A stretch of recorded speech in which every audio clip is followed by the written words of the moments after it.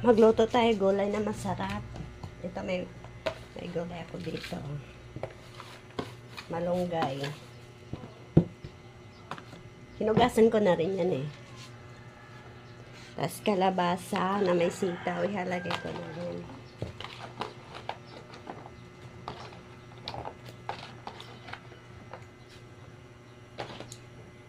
Pampalasa. Asin. May sili ako, may luya, bawang, siling pula, tsaka siling green, sibuyas, ihalo ko na rin. Gatang malabnaw. Yan ang ilagay ko. Tapos lagyan natin ulit kalating tasang tubig.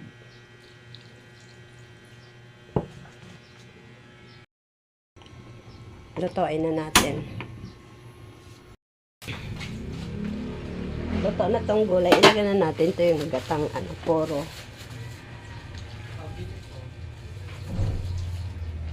Tapos may isda akong hinimay. Tinanggalan ko na ito. Pinirito ko to kanina. Masarap. Ihalagay na natin ito.